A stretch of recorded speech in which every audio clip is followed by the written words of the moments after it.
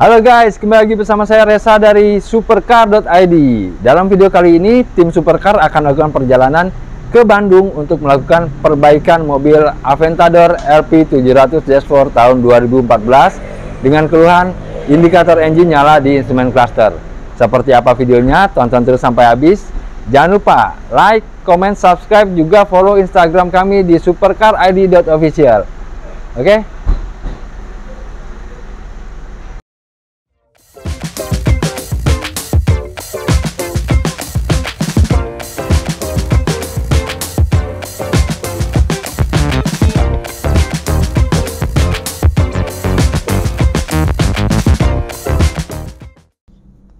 Biaya yang dibutuhkan untuk perbaikan mobil Aventador LP 700 Dashboard tahun 2014 sebagai berikut. Solenoid valve Rp1.500.000, EVAP diagnosis pump Rp3.000.000, replace solenoid valve Rp300.000, replace diagnosis pump Rp800.000, learning throttle valve Rp800.000, reset dan erase fault memory Rp500.000. Jadi totalnya hanya Rp6.900.000 saja, dan kami akan memberikan garansi selama 3 bulan. Mobil ini ada keluhan cek engine indikator nyala pada instrumen panel atau instrumen cluster. Setelah kami lakukan pengecekan dengan Odis, ada 2 kesalahan yang menyebabkan cek engine itu menyala pada instrumen cluster. Yang pertama itu adalah solenoid valve pada sistem auxiliary air injection stuck open di bank 1. Artinya solenoid valve itu selalu dalam keadaan terbuka. Sedangkan normalnya solenoid valve itu terbuka dan tertutup itu berdasarkan perintah dari engine control unit berdasarkan info dari sensor yang ada pada sistem auxiliary air injection. Nah, jika salah satu solenoid valve itu stuck, entah open atau close, maka engine control unit mendeteksi adanya masalah pada sistem tersebut, sehingga menyebabkan indikator cek engine menyala pada instrumen cluster. DTC yang kedua adalah terdeteksi adanya kebocoran yang cukup besar pada sistem EVAP.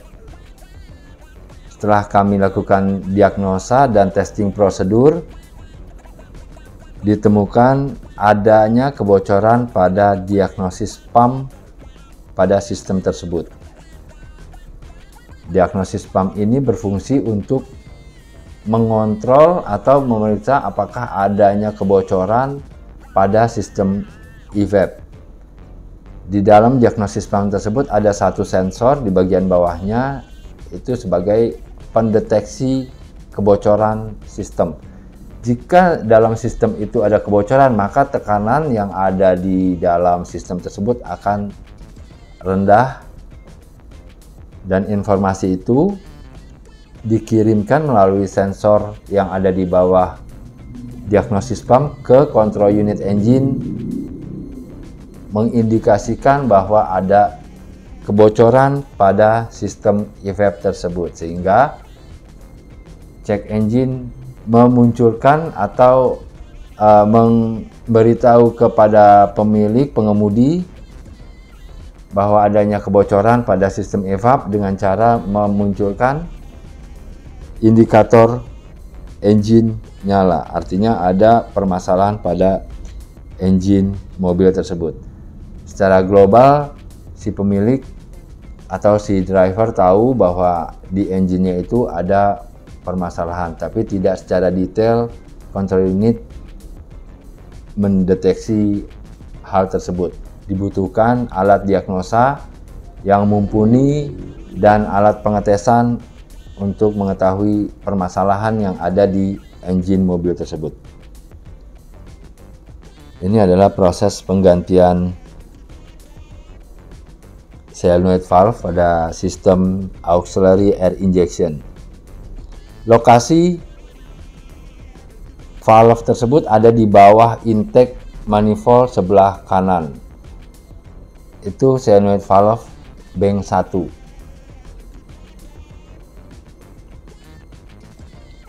Sedangkan lokasi komponen yang berikutnya adalah diagnosis pump. Ada di sebelah kiri engine compartment, dan untuk mengakses penggantian diagnosis pump, pertama buka cover sebelah kiri engine compartment, kemudian buka selang penghubung antara throttle valve bank 2 yang ke air intake box. Lokasi persisnya diagnosis pump itu ada di antara water coolant tank dan air filter box sebelah kiri.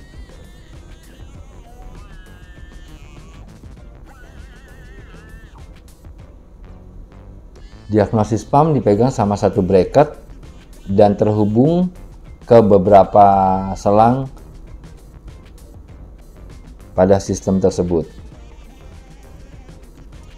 Untuk penggantian diagnosis pump, perlu diperhatikan juga selang-selang yang terhubung dengan diagnosis pump tersebut.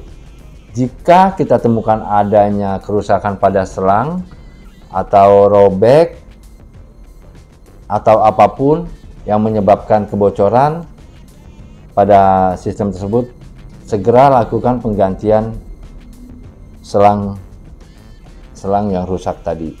Selangnya itu berbahan karet sehingga sangat mudah untuk rusak, dan memang karet ada umurnya biasanya itu antara 3 sampai 5 tahun tergantung dari kondisi mobilnya.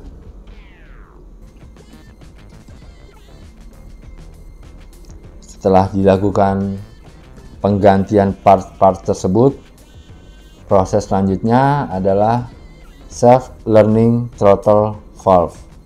Nah, ini adalah diagnosis pump.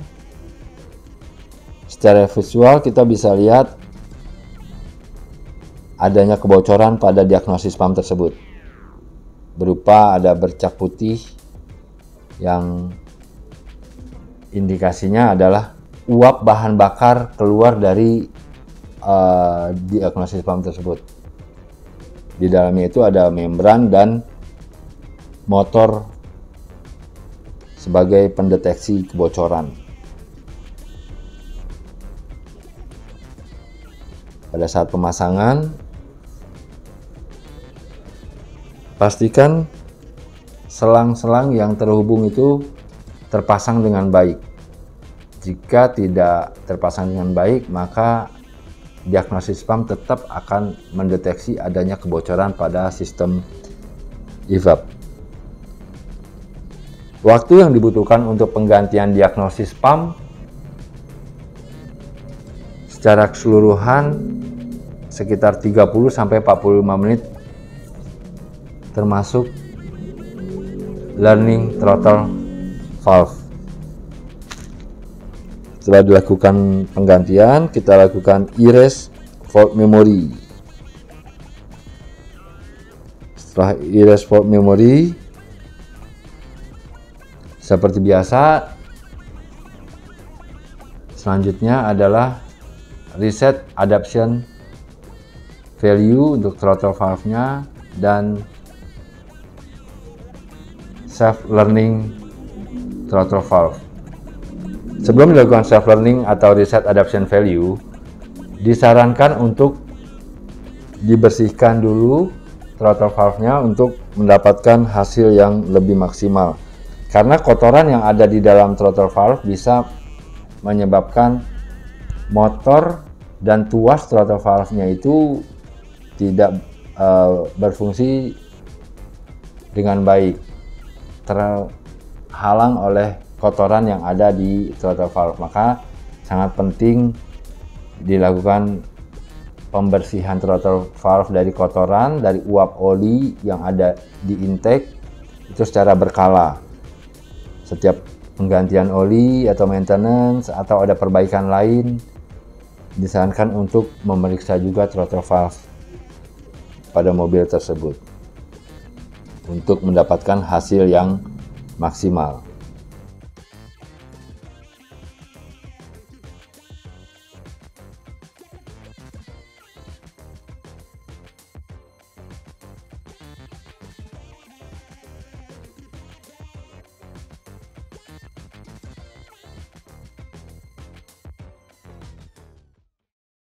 Oke guys, itulah proses penggantian diagnosis pump pada EVAP system dan solenoid valve yang ada di secondary air injection system. Kedua komponen tersebut yang menyebabkan check engine nyala pada mobil Aventador LP700-4 tahun 2014. Jika Anda memiliki permasalahan yang sama, Anda bisa mengunjungi website kami di www.supercar.id atau nomor telepon yang ada di bawah sini. Saya Reza dari Supercar.id, tetap patuhi protokol kesehatan. Salam Supercar.